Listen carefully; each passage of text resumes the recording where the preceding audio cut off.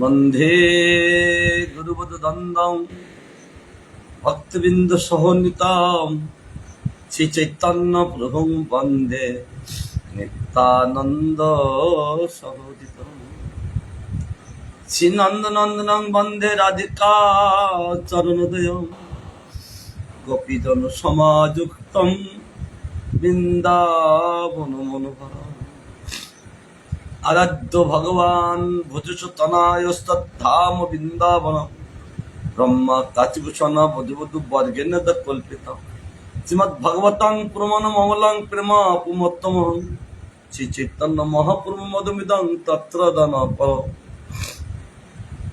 নারায়ণ নমস্কৃত্য নরং চৈব নরোত্তমং দেবীং সরস্বতীং ব্যাসং ততো জয় মুদীরয়ে সুইতং সুইতং নিত্যং গীতং গীতং মুদং চিন্তিতং চিন্তং ভক্তা চৈতন্য চৈতামৃতম চৈতন্য চৈতামৃত নিত্য করপান যা হইতে প্রেম ভক্তি কৃষ্ণ তত্ত্ব জ্ঞান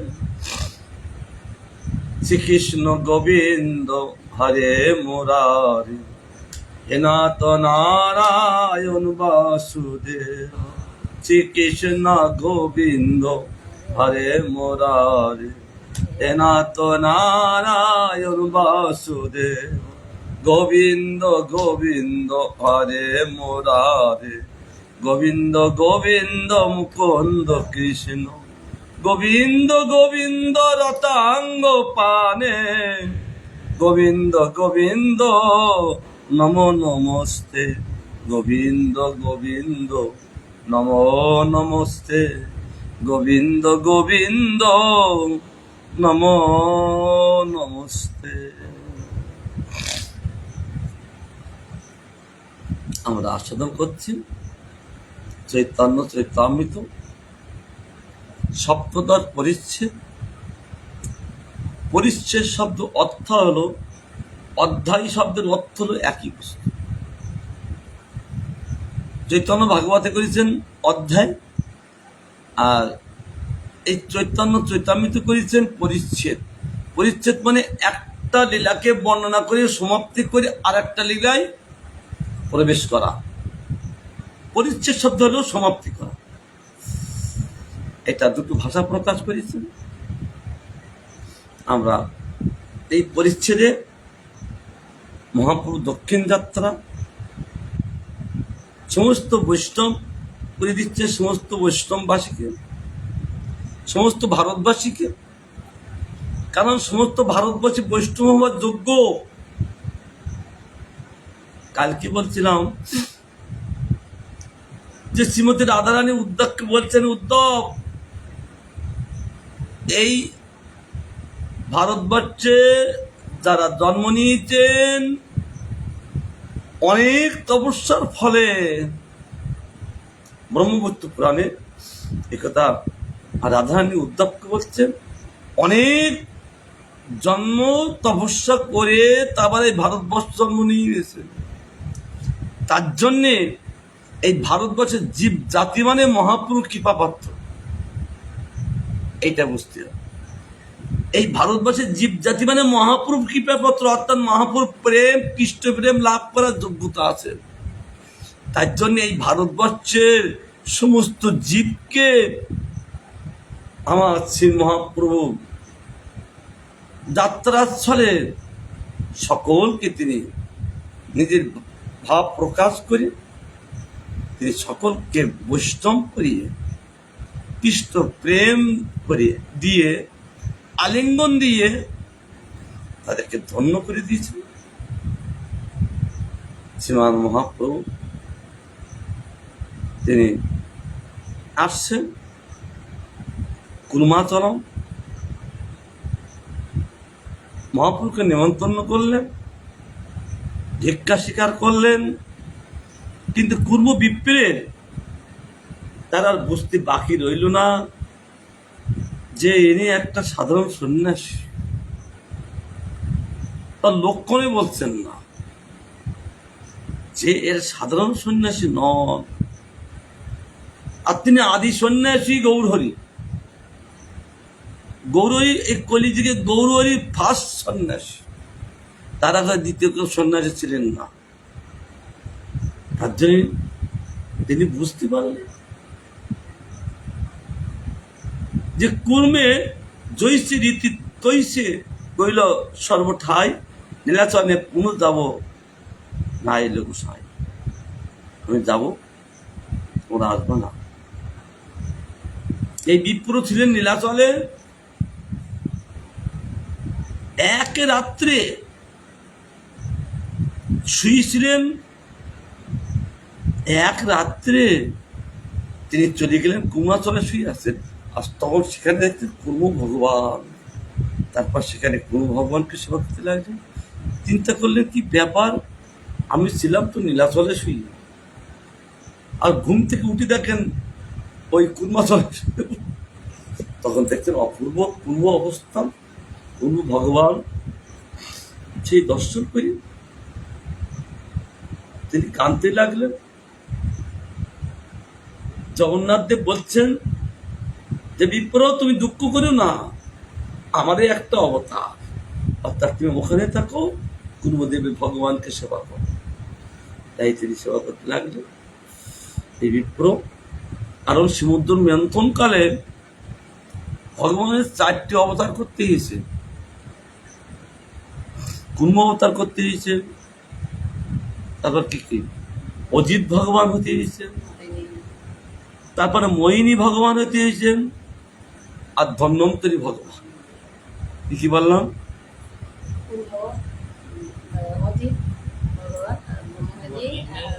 ধন্বন্তরী ভগবান তিনি ঔষধি নিয়ে চলে এসছেন। এই জীব জাতি সৃষ্টি করেছেন ভগবান, আমার রোগ সৃষ্টি করেছে। রোগ দেন কেন? জীব জাতিকে দমন করে রাখা। আবার ভগবান এই ওষুধ রূপে জগতে আবার তিনি ধন্বন্তরী রূপে তিনি আবার অবতার করলেন, ওষুধ রূপে তিনি অবস্থান করছেন। আমি রোগ দিয়েছি, তাহলে জীব জাতিকে কে সুস্থ করবেন? তার জন্য ভগবান আবার ধন্বন্তরী রূপে আবার ওষুধ রূপে তিনি প্রকাশিত হলেন। এই জন্য ঔষধের চিন্তা বিষ্ণু, ঔষধ পেতে গেলে বিষ্ণু চিন্তা করতে হয়। ঔষধের চিন্তা বিষ্ণু, ভোজনে জনার্দনম, শয়নে পদ্মনাভম চ বিভাজ প্রজাপতিম, যুদ্ধে চক্রধরম প্রভাষত ভক্তির বিক্রম, নারায়ণ তনু ত্যাগে হৃদয় প্রসঙ্গমে, দুঃসঙ্গে সরগোবিন্দের সংকটে মধুসূদনম, কারণে নরসিংহ বাবুকে জলশয়নম, জলমধ্যে বরহন্ত পর্বত মাধবম, এতানে সুরসানের মতো প্রাত পথে সর্বপাপ বিনির্মুক্ত বিষ্ণু লোকে ময়ূতে। কখন কখন কি শয়ন স্পন করতে হয় শাস্ত্রের বিধান দিয়েছেন, কিন্তু বলার পরে সর্বে কার্যস্য মাধবম, সব জায়গায়। আবার আমাদের অর্চন পদ্ধতি বলেছেন মাধব মাধবাসী, মাধব মাধব হেতি স্পন্তি সাধব সর্বে কার্যে সুমাধবম। তুই আলাদা যতই নাম বলো না কেন, সর্বকার্যে মাধবকে নাম করতে হবে, তবে সেই নাম বলার সম্পূর্ণতা হবে। তবে গোবিন্দ এতদের নাম প্রকাশ করলেন, শ্রী রাধা মদন রাধা গোবিন্দ, রাধা গোবিন্দ, রাধা দামোদর, রাধা গিরাই, রাধা বিনোদ, রাধা কোকলানন্দ, রাধা শ্যামসুন্দর, রাধা মাধব, রাধা মদন গোপাল, রাধা কুঞ্জবেরী, রাধা বল্লভ, রাধাকান্ত, রাধা রমন, রাধা বৃন্দাবন চন্দ্র। কি কতগুলো! এগুলো আরাধ্য দেবের নাম সব ঝড়ের মতো মুখস্থ করে রেখেছে, সব আছে। আমি জয় দিচ্ছি, আর গুরু মহারাজ বলছে দেখো এতগুলো জয় দিতে হবে না। এক সময় পরিক্রমা করে হচ্ছেন, মানে একদমে আরাধ্য দেখে জয় দাও তো, সেখানে 300 লোক আছেন, গুরুমার সকালে পাঠ করছে, আমরা বসে কীর্তন করে বসে আছি, মহারাজের পাঠে বসে আছি। বলছে কে বলতে পারবে? আমি তখন বললাম গুরু মহারাজ আমি বলছি। একসঙ্গে একবার আরাধ্য দেবের ঝড়ের মতো বলে দিলাম, চারিদিকে গুরু মহারাজ বলছে জয় জয় জয়। তারপর বলছে এতগুলো জয় দিতে হবে না, আজ মহারাজের সঙ্গে না থাকতাম তো আমি এতগুলো শিখতাম কি করে? হুম? এতগুলো যদি না থাকতাম তো এতগুলো শিখতাম কি করে? তিনি বললেন, পরে বলছি, তিনি বললেন এতগুলো জয় দিতে হবে না, তিনজনকে জয় দিলি আর সব আরাধ্যদের জয় দেওয়া হয়ে যাবে। কে? যে রাধা মদন মোহন, রাধা গোবিন্দ, রাধা গোপীনাথ, এই তিনজনেই এতগুলো মূর্তি প্রকাশ করেছে। এই তিনজনই এতগুলো মূর্তি প্রকাশ করেছে। কখনো গোবিন্দ মূর্তি প্রকাশ করেছেন, কখনো মদনমোহন প্রকাশ করেছেন, কখনো গোপীনাথ মূর্তি প্রকাশ করেছেন। অর্থাৎ এতগুলো মূর্তি তিন ঠাকুর প্রকাশিত হয়েছে। রাধারমণের কাছে, এই গোপাল ভট্ট গোস্বামীর কাছে রাধারমণ রূপে গোবিন্দ প্রকাশ হলেন। আবার লোকনাথ গোস্বামীর কাছে কে? রাধা বিনোদ, তিনি এই গোপীনাথ প্রকাশ হলেন। এই জন্য বলছে তিন ঠাকুরের জয় দিলে সব ঠাকুরের জয় দেওয়া হয়ে যাবে। এই জন্য আমরা বর্তমান যুগে তিন ঠাকুরের জয় দিই, কারণ এই তিনজনই এতগুলো অবতার করেছে, এতগুলো আরাধ্য হয়েছেন তিনি। মূল তিনজন, আবার এই মূল তিনজন, আবার মূলে একজন, আবার একজনকে শ্রী গোবিন্দ দেব কি জয় বললে আবার তিনজনের জয় দেওয়া হয়ে যান। তথাপি আমাদের গৌরীতে তিন ঠাকুর বিশেষ। এর মধ্যেই বলেছে যে অন্তলীলায় কত পরিচ্ছেদের, অন্তলীলায় পরিচ্ছেদ কথা মনে নেই, কি সুন্দর তিন ঠাকুরকে বন্দনা করার সময় তিনি তিন ঠাকুরকে বন্দনা করেছেন অপূর্বভাবে। শ্রী রাধা মদনমোহন সহ শ্রী রাধা গোবিন্দ, শ্রী রাধা গোপীনাথ, এই তিন ঠাকুর গৌরীদের করিয়াছেন আত্মসাৎ।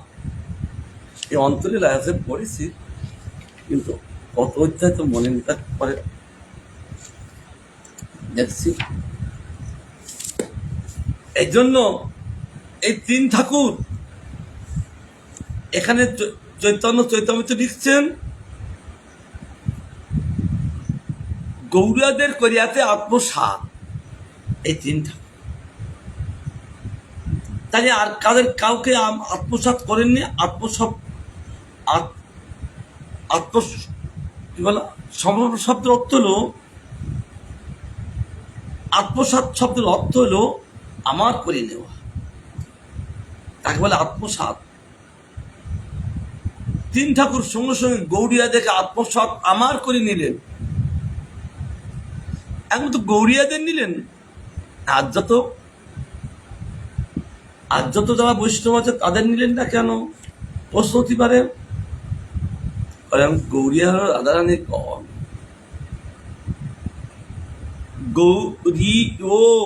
গৌরী সত্যের রাধা রানী, আর তার মিশন এই কলিযুগে শ্রীমান মহাপ্রভু তারই মিশন খুললেন। তার জন্য গৌরী, তার জন্য এই তিন ঠাকুর গৌরিয়াদের করিয়াতে আত্মসাৎ, অর্থাৎ আমার করে নিলেন। এই রাধারানীর গণে যারা আছেন, যারা গুরুবদত্ত আশ্রয় করছেন এই গৌরী ধারায়, এই তিন ঠাকুর আত্মসাৎ করি নেন, আমার করি নেন, নিজের সেবায় পাদতত্ত্বের সেবা দিয়ে দেন। তার জন্য এখানে বলতে লাগলেন, অতএব ইয়া আইল করিয়া বিস্তার, এই মতো জানিবে পুরো সর্বত্র ব্যবহার। এই মতো সেই রাত্রি তাই রইলা, রাতকালে পূর্বে স্নান করিয়া চলিলা। অর্থাৎ কোন গিরিয়ে তাকে তো সান্ত্বনা আদরি নয়, সে ধরি ফেলিছে যে তিনি ভগবান, তার জন্য তার গিরিয়ে থাকলেন, তাকে সান্ত্বনা করালেন। তারপর তিনি রাত্রিতে কথোপকথন হলেন, কথার মধ্যে বিপ্রে আবার ধরিয়ে ফেলেন, তথাপি তাকে আত্মগোপন করে নিজেকে লুকিয়ে সেখানে রাতে রইলেন। বিপ্রের কিছু না বলে তিনি প্রাতকালে স্নান করে, কারণ বিরাট বড় নদী আছে, সরোবর আছেন, ওখানে কচ্ছপ থাকেন, ওখানে ভগবান আবির্ভূত হয়েছিলেন, পুরো ভগবান মন্দিরে আছেন। তার জন্য মহাপুরুষ সেই পূর্বাচলে দিয়ে ওই সরোবরে যে স্নান করলেন, রাত্রকালে স্নান করে পূর্বর অনুব্রজি কুর্ম বহুদূর আইলা, প্রভু তারে যত্ন করে ঘরে পাঠাইলা। অনুব্রজি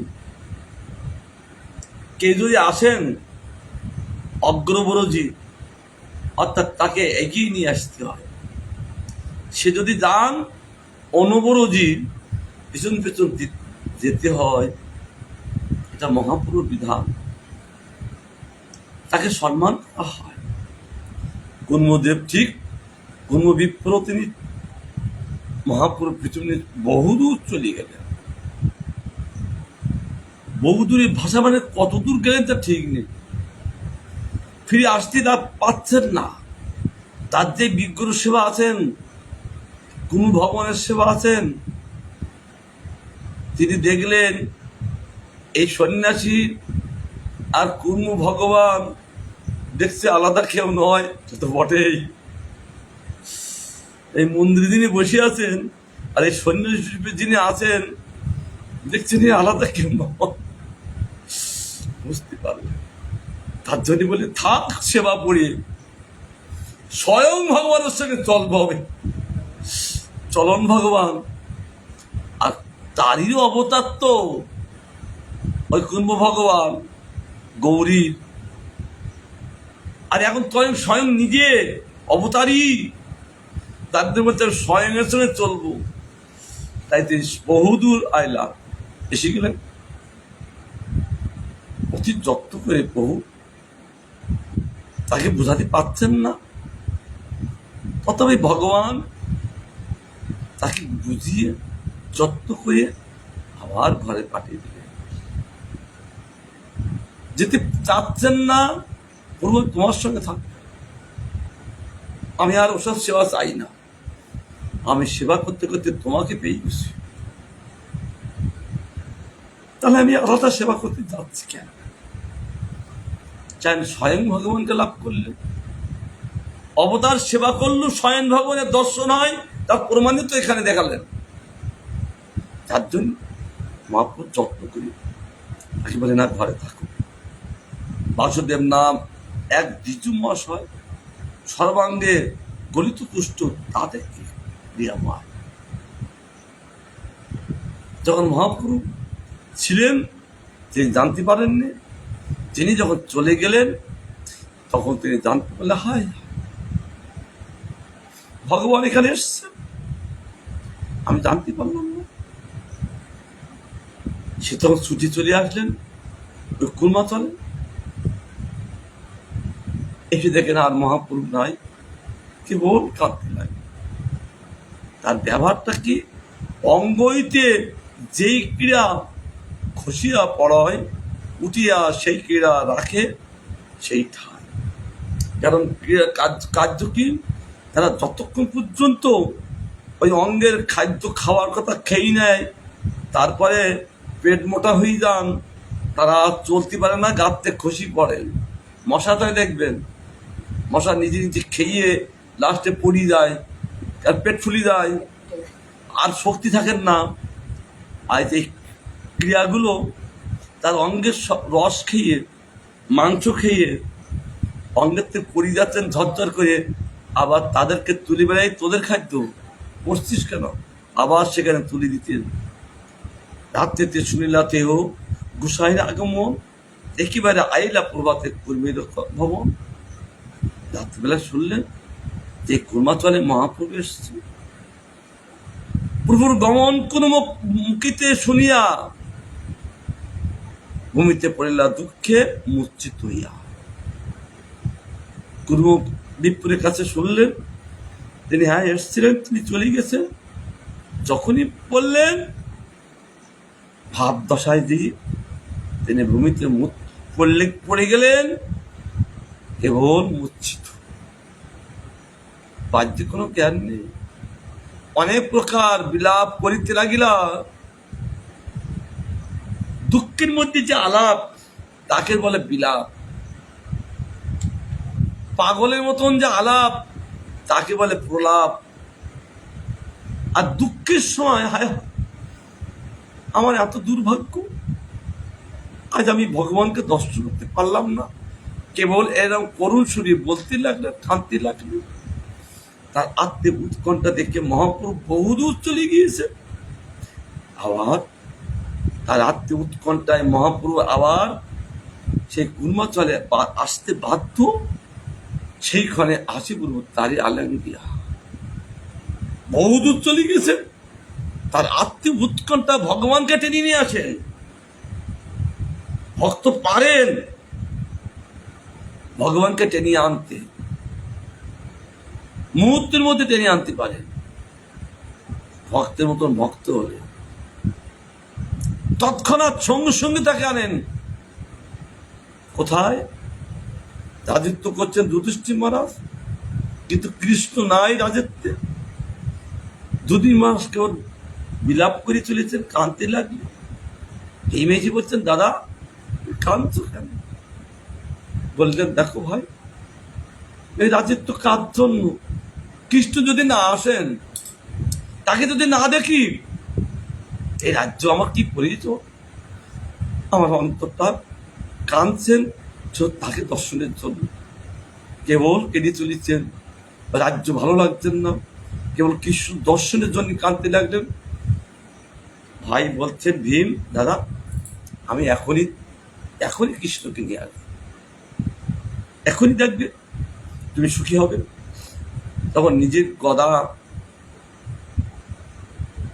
ওপরে ছেড়ে দিয়ে মাথা কষিয়ে দিয়ে বলছেন, কৃষ্ণ রক্ষা করো। একটা গদা পট্টি কত করলাম, বেশি লাগে, কিন্তু এই গদা পড়লে ভীমের মাথা ফেটে যাবে, মরিও যাবে। সেদিক খেললে তাদের লক্ষ্য কৃষ্ণের দিক, কৃষ্ণের আদার দিক খেয়াল, নিজের দেহ যে নষ্ট হয়ে যাবে, বাহ্যে কোনো জ্ঞান নেই। এলো ভক্ত, দেহের প্রতি তাদের কোনো জ্ঞান নেই।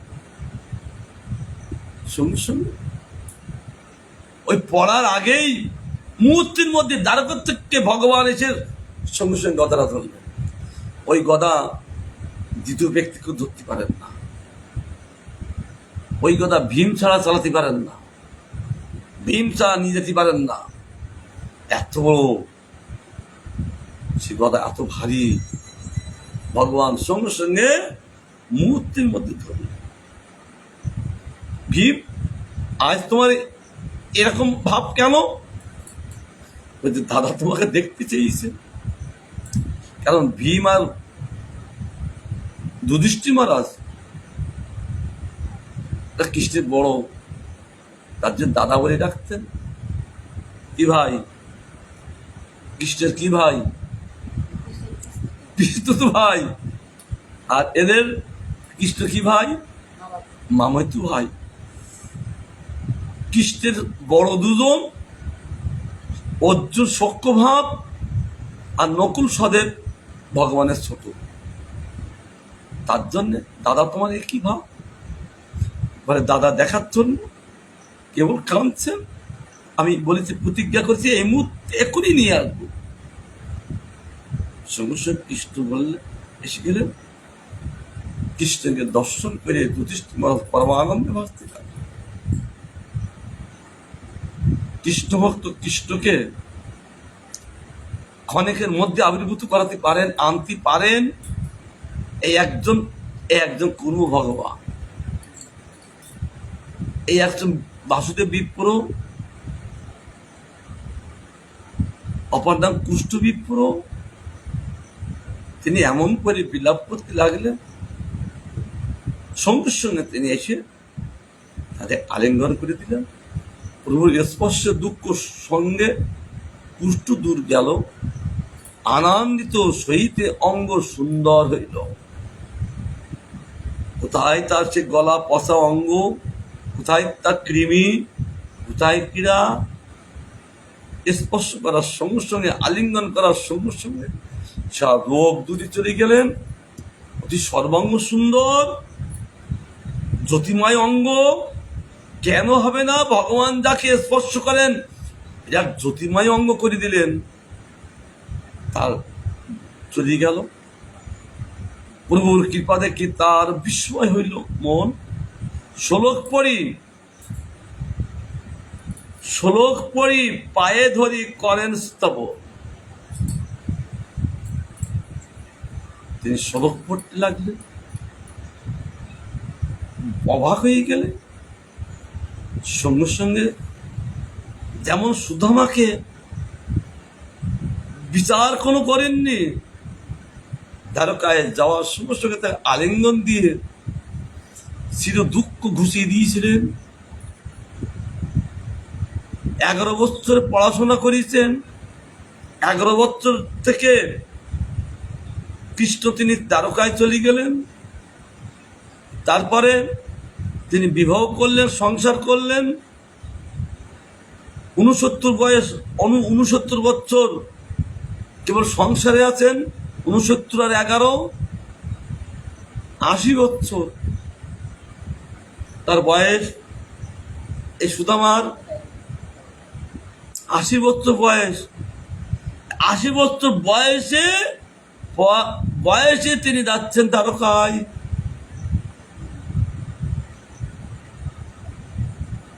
কৃষ্ণের কাছে কৃষ্ণ কোনো বিচার না করে তাকে আলিঙ্গন করে চিরদিনের জন্য তার যে শরীরে বেদনা, অভাব, অনাটন সব দূরীভূতি করে দিয়েছিলেন। আজ বাসুদেব বিপ্রের ভগবান তাই করলেন। আর তিনি স্তুতি করতে লাগলেন, কাহং দরিদ্র পাপিয়ান ক কৃষ্ণ সিনেকেতেন ব্রহ্মবন্ধু রীতি স্মাং বৌভং পরিরম্বতম। তিনি বলতে লাগলেন,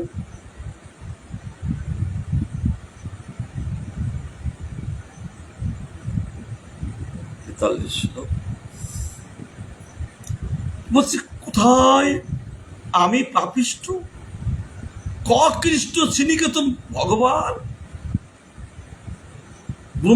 ব্রহ্ম বন্ধু রীতি, এ কি? আমাকে দেখার সঙ্গে সঙ্গে বাহু দিয়ে পরিরম্বিত আমাকে আলিঙ্গন করলো। বাহুভং পরিরম্বিত আমাকে দেখে কোনো বিচার না করে কেবল আমাকে আলিঙ্গন করলো। সঙ্গে সঙ্গে তার তিনি যে এত দরিদ্র, দ্বিতীয় এইরকম এত দরিদ্র কেউ ছিলেন না সুদামার মতো। এই সুদামা কে ছিলেন?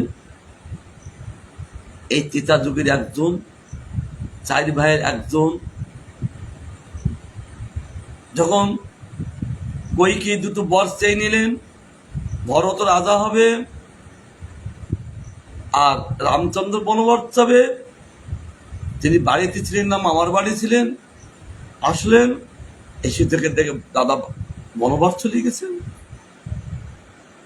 তার পাদুকা নিয়ে 2টো খড়ম নিয়ে বনে চলেছেন। যে খালি পায়ে চলবেন, বনে চললেন। চলতে চলতে চিত্রকূট পর্বতে ওখানে রামচন্দ্র অবস্থান করছেন, ঋষিদেরকে দর্শন দিয়ে, এখানে টাইম আছে, ঋষিদেরকে দর্শন দিয়ে তাকে চিরদিনের জন্য তাদের সুখী করেছিলেন। সেই সময় তিনি উপস্থিত, তিনি অনেক স্তব স্থিতি করলেন। দাদাকে বলছেন, দেখো তুমি চলো দাদা, ওসব কারো কথা মানি না, তুমি রাজা দাদা, তুমি চলো দাদা।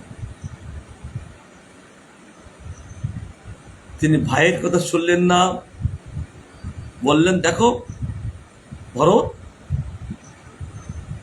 বাবা যে বাবার কাছ থেকে মা যে দুটো বাচ্চাই নিয়েছেন, বাবা তাই স্বীকার করেছেন, তিনি আমাকে তাই পাঠিয়েছেন, তাই আমার বাবার আজ্ঞা পালন করা উচিত। ভাই তোমার আজ্ঞা পালন করতে পারি না, তার জন্য মনোদুঃখ বলছেন আমি আর ভাই হব না। ভরত বললেন দেখো এই পরবর্তীতে আমি তো যাব, কিন্তু আমি আর ভাই হব না। কি হবেন বলে আমি তোমার বন্ধু হব। তাই এই সুদামা রূপে তিনি অবস্থান করলেন। ওই যখন গুরুকুলে পড়তে গিয়েছিলেন তখন কৃষ্ণের বন্ধু হয়েছিলেন। সেই ভরত, এগুলো কথা শুনেছেন? ভালো ভালো কথা। সেই ভরত বলছেন আমি তোমার বন্ধু হব, বন্ধুকে আমি তাকে আমি ফিরিয়ে আনতে পারি, কিন্তু ছোট ভাই হয়ে বড় দাদাকে ফিরিয়ে আনা যায় না। এই এই বন্ধু হলেন তিনি। কখন থেকে বন্ধু শুরু হলেন? যখন গুরুকুলে পড়তে গিয়েছিলেন তখন তিনি কৃষ্ণের বন্ধু হয়েছিলেন। সেই তদেকাত্মা স্বরূপে সেই কৃষ্ণ বলরাম, আর তদেকাত্মা স্বরূপে সেই ভরত, আবার বন্ধুত্ব, হ্যাঁ সুদামা, সেই বন্ধু যখন গিয়েছিলেন, মনে আছে বন্ধুর একটা আলাদা প্রীতি, গরিব ছোট বিচার থাকেন না, সেখানে বিশেষভাবে প্রেমের একটা ভাব থাকেন। ঠিক ওই শ্লোক তুলে বিপ্র তখন বাসুদেব বিপ্র বসতে লাগলে, হায় ভগবান সে ঠিক ওখানে যেমন আলিঙ্গন করেছিলেন, ঠিক এই বাসুদেব বিপ্রে মহাপুরু আলিঙ্গন করলেন। সেটা কৃষ্ণ স্বরূপে আলিঙ্গন, এটা মহাপুরুষ স্বরূপে আলিঙ্গন। মহাপুরুষ সেই বাসুদেব স্বরূপে। আমি মনে করি সেই এসে নাই তা কি জানি, বহুস্তুতি করি কয়ে শুনি দয়াময়, জীবে এই গুণ নাই তোমাতে এই হয়। তিনি বহুস্তুতি করলেন, জীবের মধ্যে এই গুণ নেই বহু, যে গুণ তোমার মধ্যে আছে, তার জন্য তিনি খুব প্রশংসা করেন। প্রভু মরে দেখি মোর গন্ধে মা পলায় পামর, হেন বলে স্পষ্ট তুমি স্বতন্ত্র ঈশ্বর। আমাকে দেখে পামর মানে পাপীরা সব পালিয়ে চলে যান, ঘৃণা করেন না। গায়ে সমস্ত অঙ্গে কুষ্ঠ রোগ, সমস্ত অঙ্গে পোকা, তারা খায়। পচাদের বাবা মাকে জানেন, ওই যে ক্রীড়াদের বাবা মাকে জানেন, পচা হলো ওদের বাবা মা, ওই পচার থেকে জন্মায় ওদের। দেখবে যেখানে পচে যাবে সেখানে ওই কৃমি জন্ম হবে, ক্রীড়া জন্ম হবে। যখন পাট ভিজায় ওই পচা জলে মশার জন্ম হয়। ওই পচা হলো যেরকম ভগবানের বিধান, ওই পচা হলো তার পিতামাতা, সেখান থেকে মশার জন্ম। আর পচার থেকে, দুর্গন্ধ থেকে, মলের থেকে কৃমির জন্ম। ওই মল হলো তাদের পিতামাতা, আর পচার থেকে ক্রীড়ার জন্ম। তার জন্য তাকে ঘৃণা করতেন। কিন্তু আইলাও ভালো অধম হইয়া এবি অহংকার মোর জন্মিবে আসিয়া। প্রভু এত তো সুন্দর করলেন, আমি ছিলাম ভালো, আমাকে লোকে ঘৃণা করতেন, অদম জ্ঞান করি আমাকে সব পালিয়ে চলে যেত। তাহলে আমার এই যে এত সুন্দর দেহ দিলেন কেন? আমার তো অহংকার হবে। রূপীর অহংকার হয়, ঐশ্বর্যের অহংকার হয়, জাতির অহংকার হয়, আর এতে পতন হয়। তাহলে প্রভু আমার এই সৌন্দর্য করলেন কেন? আমার তো অভিমান আসবেন। সঙ্গে সঙ্গে ভগবান বলছেন, প্রভুকায়ে কবু তোমার না হইবে অভিমান, নিরন্তর কবু তুমি কৃষ্ণ কৃষ্ণ নাম। আমি আশীর্বাদ করি, আমার দ্বারা যারা সুন্দর হয় সেই দেহে কখনো অভিমান আসেন না। আসে কি? নিরন্তর আমার কৃষ্ণ নাম কি তার আসে। আমার কৃপা প্রসাদ যারা পায় তাদের মধ্যে কখনো অভিমান আসেন না। কেবল কৃষ্ণ কৃষ্ণ করতে থাকেন। কৃষ্ণ উপদেশী করো জীবের নিস্তার, অচিরাতে কৃষ্ণ তোমা করিবেন অঙ্গীকার। জীবে কৃষ্ণ উপদেশী জীব সব এই করো, তাদের উদ্ধারের চিন্তা করো। জীব জাতি কেবল তারা পাপী, কেবল দুঃখ ভোগ করছেন, তাদের কি করে নিস্তার হবে? তুমি কৃষ্ণ নাম উপদেশ করো, অচিরা তৎক্ষণাৎ কৃষ্ণ তার অঙ্গীকার আত্মসাৎ করে নেবে তোমাকে, তাহলে তোমার কোনো ভয় নেই। এ থেকে কইয়া প্রভু কইলা অন্তর্ধানে, দুই বিপ্র গলা গলি কান্দে প্রভুর গুলি। সঙ্গে সঙ্গে তার এই আশীর্বাদ দিয়ে, তাকে আশ্বস্ত দিয়ে মহাপ্রভু অন্তর্ধান করলেন। তাহলে বোঝা যাচ্ছে তিনি স্বয়ং চলে আসেননি, তিনি অসাক্ষাতে চলে এসেছেন। তাহলে অন্তর্ধান কথা বলবেন কেন? তার আত্মীয় উৎকণ্ঠা দিকে সঙ্গে সঙ্গে প্রকাশ, আবার তাকে সান্ত্বনা দিয়ে আবার অন্তর্ধান না আবার চলে গেলেন ক্ষণিকের মধ্যে। এইবার দুই বিপ্র মহাপ্রভুর কৃপা লাভ পেয়ে তারা কেবল কাঁদতে লাগলেন, অন্তরে আর অন্য কোনো ভাব নেই, কেবল গলা ধরে এর ওর গলা ধরে তারা কাঁদতে লাগলেন। বাসুদেব উদ্ধার, বাসুদেব উদ্ধার এই কহিল আখ্যান, বাসুদেবা মৃত হইল প্রভুর নাম। এই বাসুদেবকে তিনি উদ্ধার করলেন, এটা আখ্যান লোকের মুখে চলতে লাগলো, সব মুখে মুখে। তখন ভগবানের একটা নাম হলো বাসুদেবামৃত। এই বাসুদেবকে তিনি অমৃত করে দিলেন, এই জন্য ভগবানের নাম হলো বাসুদেবামৃত। লোকে নাম বলতে থাকেন। এই তো কইল প্রভুর প্রথম আগমন, গুরু দর্শন বাসুদেব বিমোচন। এরকম তিনি আগমন করে গুরুদেবকে দর্শন, বাসুদেবকে বিমোচন, রোগ থেকে মুক্তি করে দিলেন। শ্রদ্ধা করি এই লীলা যে করে শ্রবণ, অচিরাতে মিলয়ে তারে চৈতন্য চরণ।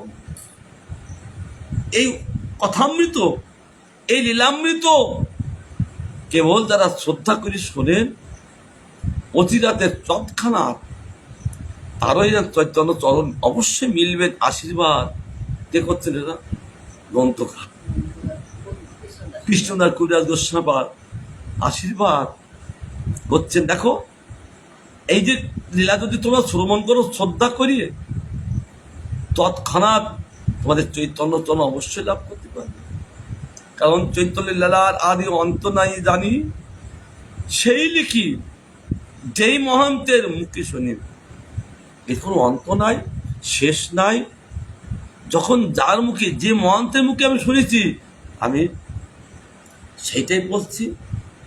তিনি কখনো রঘুনাথ দাস গোস্বামীর মুখে শুনেছেন, কখনো তিনি স্বরূপীর কচ্ছায় তিনি এই লীলা পেয়ে তিনি বর্ণনা করেছেন। এই জন্য বলে সেই লিখি যেই মহান্তের মুখে শুনেছি, আমি সেইটা প্রকাশ করেছি। ইহিতে অপরাধ মোর না লইও ভক্তগণ, তোমার সবার চরণ মোর একান্ত স্মরণ।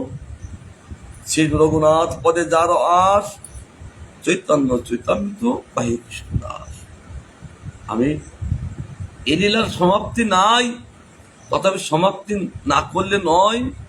এই ভাব প্রকাশ করে বলতে বলতে গ্রন্থকার ভাবদশায় চলে গেলেন, আর এই লীলা বর্ণনা করতে পারলেন না। তাই রূপ রঘুনাথের পাদপদ্মে আশা রেখে তিনি এই চৈতন্যমৃত বললেন। আশা রাখা মানে আবার তিনি স্টার্ট করবেন, এইটাই বোঝায় যে আমি আশা রাখছি, আবার এনাদের করুণা হলে আমি আবার বলবো, এই বলে তিনি সমাপ্তি করলেন। এত সুন্দর আমরা আস্বাদন করলাম। এইবার মহাপ্রভু তিনি আসবেন হিমাচল থেকে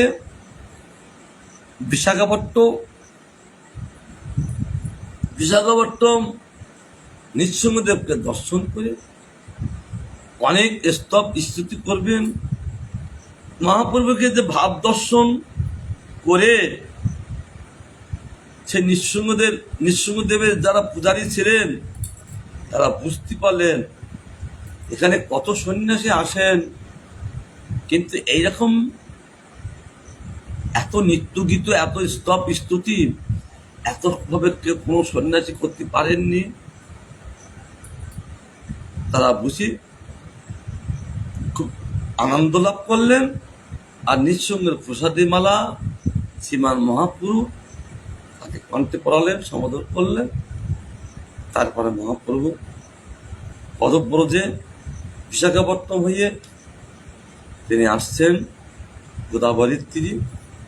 গোদাবরী পার হলেন, পূর্ব পারে আসবেন, যে গাছতলায় বসে তিনি গোদাবরী চ্যান করে যে তিনি ওই হরিনাম করছেন, ঠিক রামানন্দ বৈদিক ব্রাহ্মণদের নিয়ে তারা স্তবিষ্ট করতে করতে আসছেন, আর দোলায় অবস্থান করছেন রামানন্দ।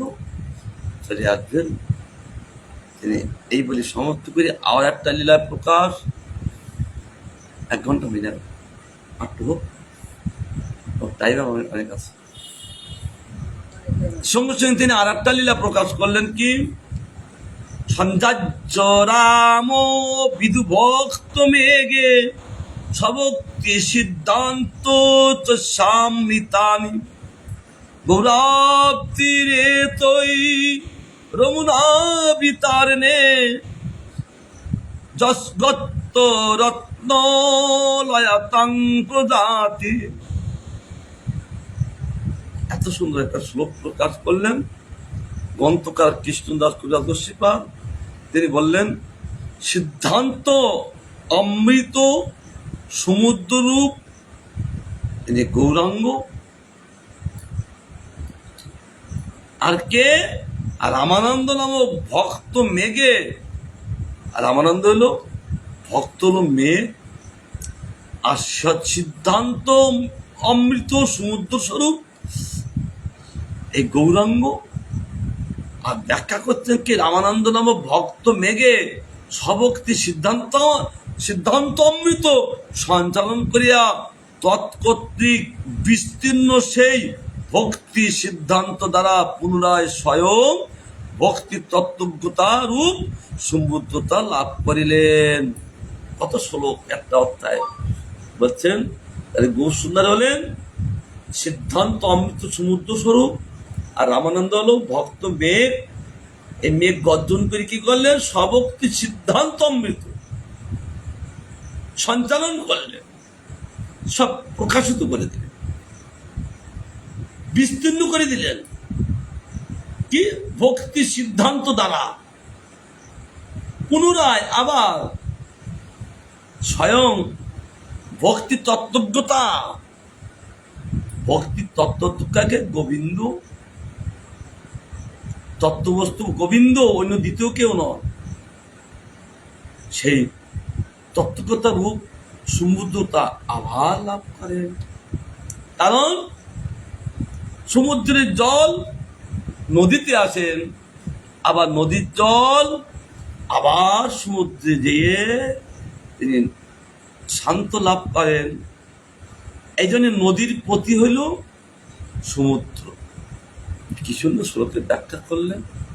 ব্যাখ্যা করে তিনি এবার তার তত্ত্বমত্ত কীর্তন করলেন। এবার তার জয়গান কীর্তন করলেন। প্রত্যেক পরিচ্ছদে যেমন চৈতন্য ভাগবতে তেমনি চৈতন্য চৈতামৃতে তাদের জয়গান। জয়গান না করলে, প্রশংসা না করলে তাদের কৃপাশীর্বাদ লাভ করা যায় না। দ্বারে যদি কেউ আসেন, মালিকের প্রশংসা করতে থাকেন, কীর্তন করতে থাকেন, মালিকের মতো এত সুন্দর বাবু নেই, সন্তুষ্টি তাকে বেশ দান দেয় খুশি হইয়ে। এই জগতে তো এরকম বিধান থাকে। তাহলে ভক্তগণ গোবিন্দকে স্তব স্তুতি করে, জয়গান করেন, তারাও প্রসন্ন হয়ে যান, ভগবান আশীর্বাদ করেন। আশীর্বাদ দ্বারাই বস্তু প্রকাশিত হন, ভগবত তত্ত্ব প্রকাশিত হন। তার জন্য ভক্তগণ ভগবানের কাছ থেকে কিভাবে আশীর্বাদ লাভ করতে হয় ভক্ত জানেন।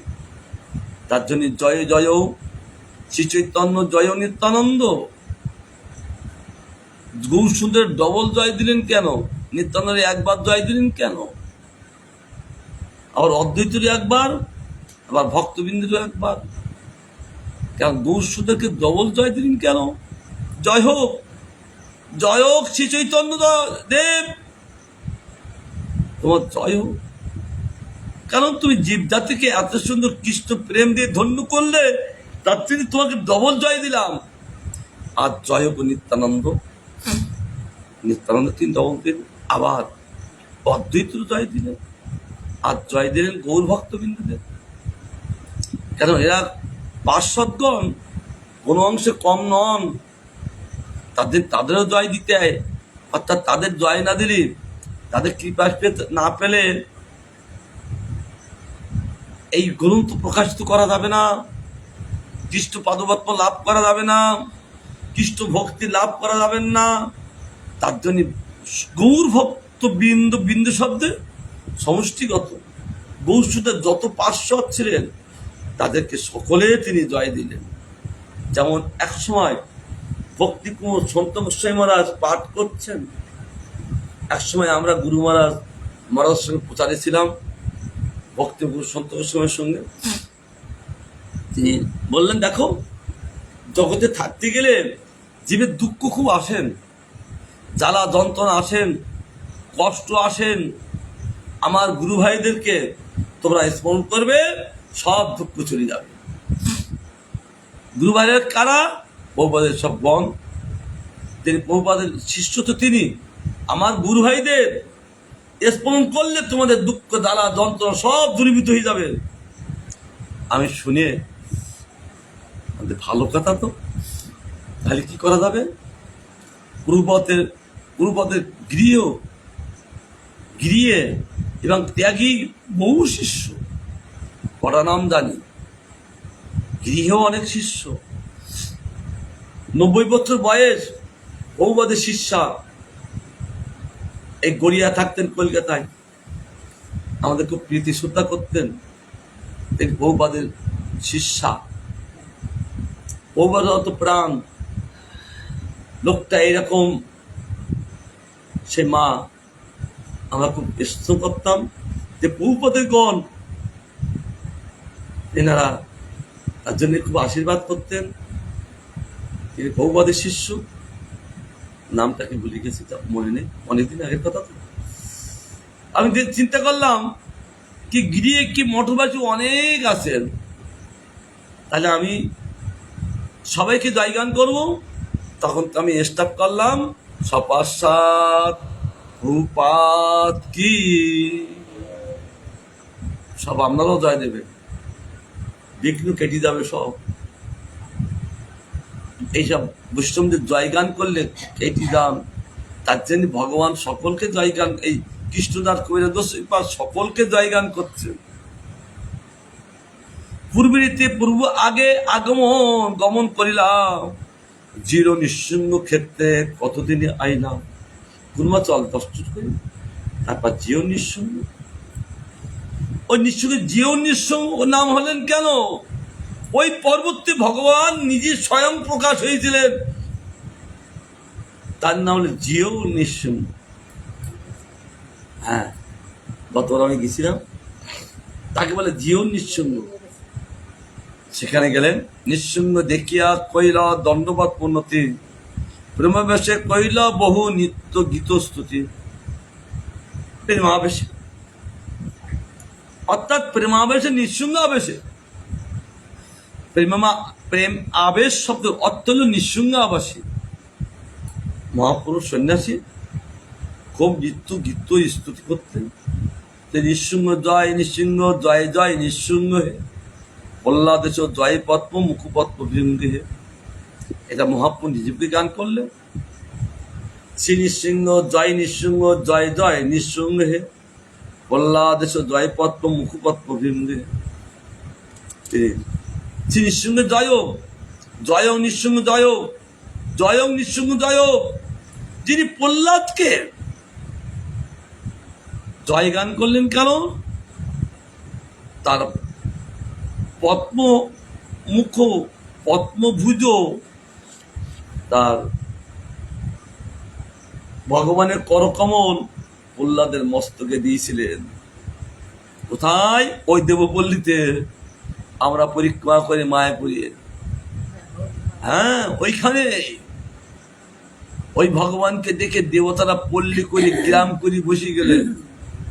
এমন সময় লক্ষ্মী দেবী আছে সেখানে,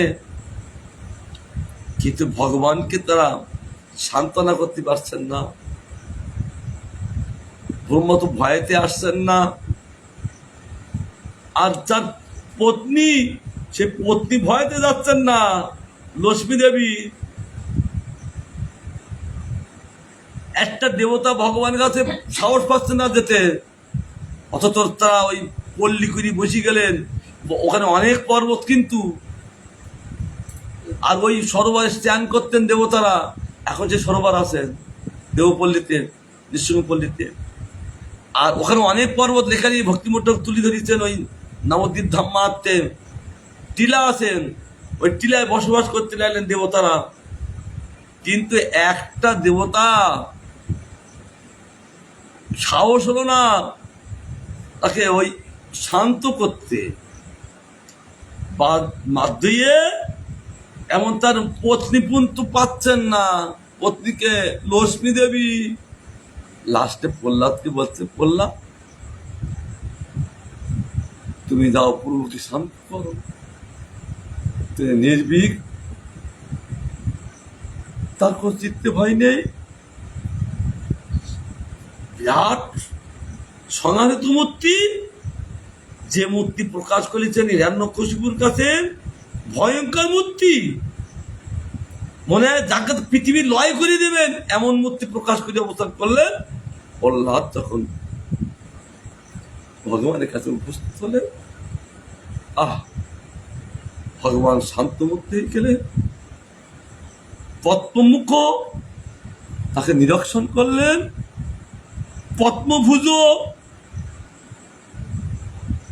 হাত এবং চরণ এবং করকমল তার মস্তকে দিলেন।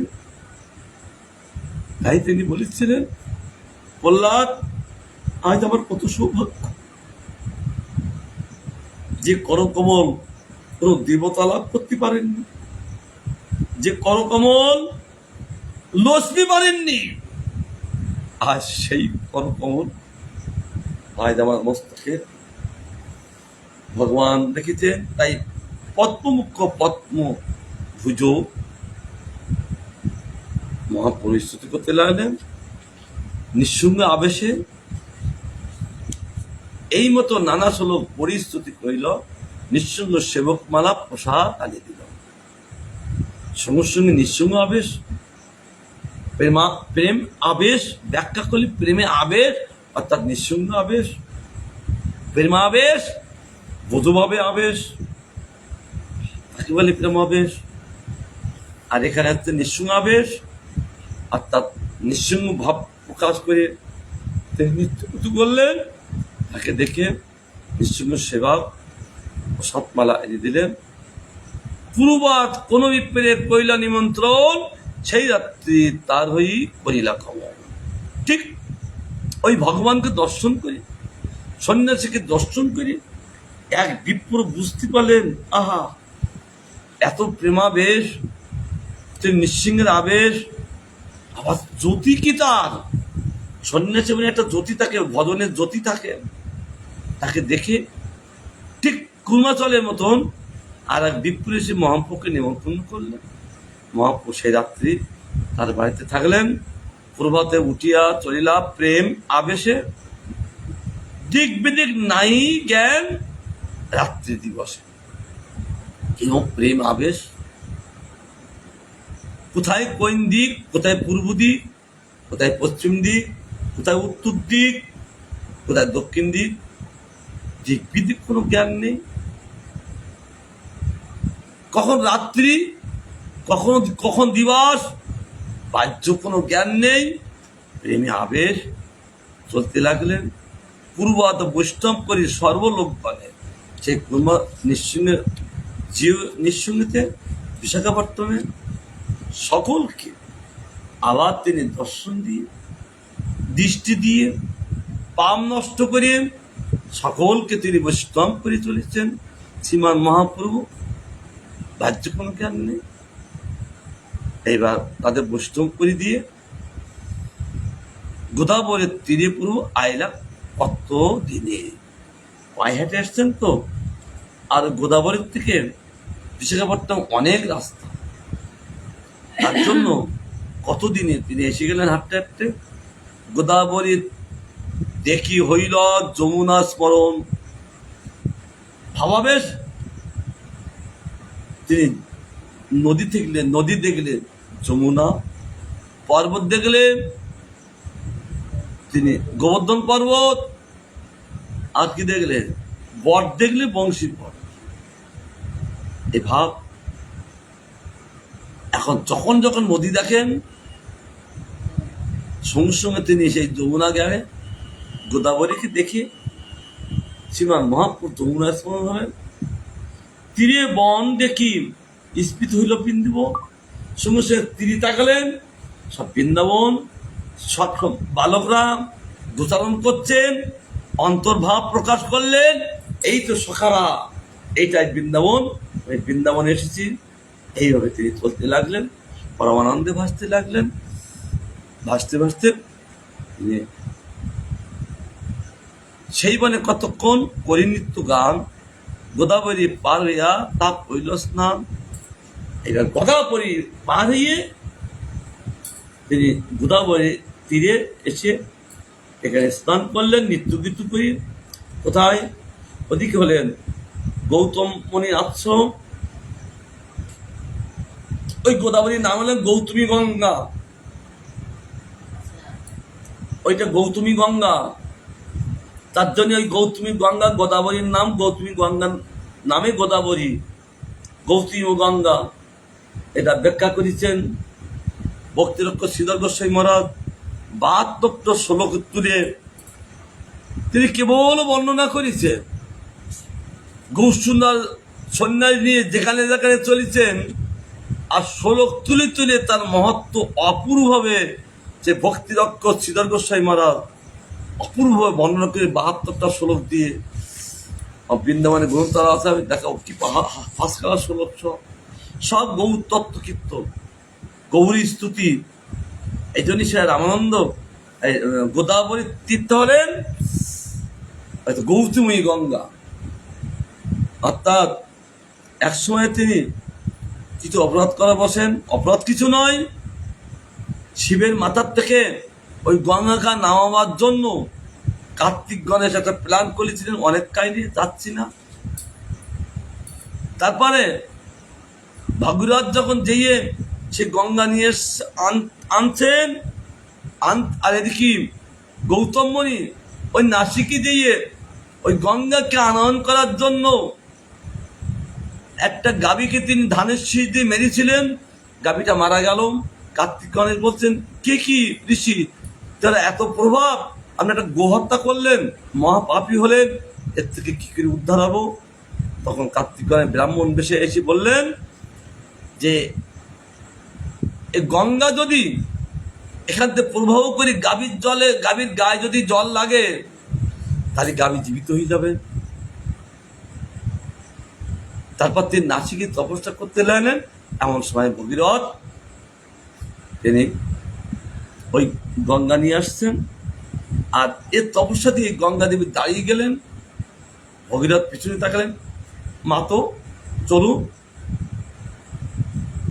৬০,০০০ পিতৃব্য, না পিতৃব্য বলে হবে না, ভগীরথের দাদু হয় সব, অর্থাৎ স্বগরাজের পুত্র সব ৬০,০০০ পুত্র ভাগবত গান করছেন। ৬০,০০০ পুত্র তারা গঙ্গাসাগরে ভস্মসাহত হইয়াছেন। ওই গঙ্গার জলে স্পষ্ট পেলে তারা উদ্ধারই যাবে সব, তার জন্য গঙ্গা নিয়ে আসছেন। কিন্তু স্থগিত হয়ে গেলেন, আবার তাকে স্তব্ধ করলেন। গঙ্গাকে বলছেন, দেখো তুমিও আমার যেমন স্তব্ধ করি আমাকে তুমি মরতে নিয়ে যাচ্ছ, এও আমার স্তব্ধ করছেন। তার জন্য সেখান থেকে গঙ্গা দুটো ধারা হয়ে গেলেন। ভগীনাথ যে ধারা নিয়ে চলে গেলেন তার নাম হলো ভাগীরথী গঙ্গা।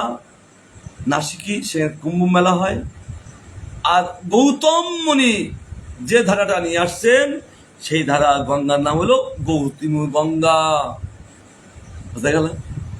আরো কাহিনী আছেন, কত বলবো বলো তো, বলতে বলতে রাতে যাচ্ছে, শেষ হচ্ছে না। এখন ঠিক মহাপুরুষ তো জানেন সেই লীলা, সেই গঙ্গা তীর, সেই যমুনা জ্ঞানের ওই গোদাবরী পার হইয়ে পূর্ব পারে এসে তিনি স্নান করে এই যে বসে থাকলেন। খরা খাট ছাড়ি কত দূরে জল সন্নিধানে বসি প্রভু করে কৃষ্ণ নাম সংকীর্তন। আর তা সে গৌতমী গঙ্গায় চান করলেন, আচ্ছা সেই ঘাটে চান করলেন। তারপর তিনি ঘাটে হরিনাম করা যায় না, কারণ লোক ভিড় করেন, হরিনামের অসুবিধা হয়। তার জন্য ঘাট ছেড়ে অনেকটা আগে এসে একটা বক্রবিশ্ব দেখলেন। বটবিশ্বটা দেখে তিনি বংশীভট জ্ঞানে, সেই বংশীভট জ্ঞানে তিনি বংশীভটে অন্তর্ভাবে সেখানে হরিনাম করতে লাগলেন আর অপেক্ষা করতে লাগলেন। আগে দান বলি দিয়েছিলেন স্বরূপ সার্বভৌম প্রভু যাচ্ছেন যখন ওই রামানন্দ সে মিলিত হবেন। এবার তার সঙ্গে মিলিত হওয়ার জন্য কখন তিনি আসবেন হরিনাম করে চলেছেন। হেনকালে দোলায় চড়িয়ে রামানন্দ রায় স্নান করিবারে আইলা বাজনা বাজায়। ঠিক এই জন্য অন্তর যদি কিছু চিন্তা করা যায়, ভগবান আসতে বাধ্য, গুরু বৈষ্ণব আসতে বাধ্য। মহাপ্রভু রামানন্দের চিন্তা করতে লাগলেন, হরিনাম করতে লাগলেন। তৎক্ষণাৎ রামানন্দ এসে গেলেন দোলায় চড়ি, বাজনা বাজিয়ে স্নান করিবার জন্য আলো। তার সঙ্গে বহু আইলা বৈদিক ব্রাহ্মণ বিধিমতে কইলা দেহ স্নানাদি তর্পণ। বিধি আছেন ব্রাহ্মণ, বৈদিক বিধি তো ব্রাহ্মণ, তো সেই বিধি অনুসারে সেখানে স্নানাদি তর্পণ, গোদাবরীর পূজা, তর্পণ শব্দের পূজা সব কিছু করলেন। আর মহাপ্রভু দূর থেকে পূর্বতারে দেখি জানিল এই রামরায়, তারে মিলিতে প্রভু মন উঠে যায়। তার সঙ্গে মিলন হওয়ার জন্য মনটা চলতে লাগছে। আবার চিন্তা করলে না না না, আমার এই ভাবটা সম্বরণ করা উচিত। কারণ বৈদিক ব্রাহ্মণ এসছেন রামানন্দের সঙ্গে আমার সঙ্গে যে ভাবধারা, এই যদি দেখেন ওরা নিন্দা করবেন, তাদের অপরাধ হবে। তার জন্য তিনি আবার বসলেন। তথাপি ধৈর্য ধরি প্রভু রইলা বসিয়া। মন চলছে, ধাইয়া মানে ছুটিছেন, ধাই শব্দ ছুটিছেন, তার সঙ্গে মিলিত হবে। তিনি কিছু বিচার করে নিজেকে ধৈর্য ধারণ করলেন, বসে রইলেন। রামানন্দ আইলা অপূর্ব সন্ন্যাসী দেখিয়া ওই চান করলেন, গঙ্গা গোদাবরী তর্পণ করলেন, পূজা করলেন। সঙ্গে সঙ্গে তিনি তাকালেন, দেখছেন একটি বটবৃক্ষের তলায় একটা সন্ন্যাসী, অপূর্ব সন্ন্যাসী, মানে পূর্বে আমি কখনো এইরকম সন্ন্যাসী দেখি নাই। আর একটা লীলা প্রবেশ করলাম, তো টিকিটটা ক্যান্সেল করি, এই ডেটাটা আশ্রম করা উচিত নাকি? হ্যাঁ, কি মাধুর্য লীলা প্রবেশ করছি আমরা। রসরাজ মহাভাব আমরা আস্বাদন পাবো এই লীলার মধ্যে। তিনি রসরাজ, কৃষ্ণ, মহাভাব, রাধা, মিলিত গৌর, তিনি সেই দুটো রস প্রকাশ করাবেন। এই জন্য প্রভুপাদ তিনি 64টা মঠে 64 যে গৌর সুন্দর প্রকাশিত করলেন। এই রসরাজ রামানন্দের এই গৌরকে, রামানন্দের গৌর ছাড়া, এই রসরাজ মহাভাব গৌর ছাড়া ওই রাধা গোবিন্দের পাশে তারা থাকবেন না। কত সিদ্ধান্তবিদ না, গদাধরে গৌর থাকতে পারেন না, ভক্তবিন্দুর গৌর সেখানে রাধা গোবিন্দের কাছে থাকতে পারেন না, আবার গদাধরের গৌর সেখানেও থাকতে পারেন না। ও পথ বিচার করে দেখলেন একমাত্র রাধা গোবিন্দের কাছে থাকতে পারেন এই রামানন্দের গৌর। এই রামানন্দের গৌর হলেন রসরাজ মহাভাব। এই জন্য তিনি প্রতিষ্ঠা করলেন। গুরু মহারাজ বলছেন, দেখো আজ আমি এই বিগ্রহ প্রতিষ্ঠিত করছি, আমি কিন্তু সেই রসরাজ মহাভাব আমার রামানন্দের গৌরকে প্রতিষ্ঠা করলাম। কত অন্তর্দশা বৌবাদের ভাবধারায় দিয়ে তিনি বললেন, দেখো আমার এই গৌর হলো তিনি রামানন্দের গৌর রসরাজ মহাভাব। এই বলে আমার গোবিন্দের কথা সমাপ্ত দিচ্ছি। তিনি প্রসন্ন হন, আবার তার ইচ্ছে হলে আমরা আবার আস্বাদন করবো। বাঞ্ছার কল্পতরু ভস্য।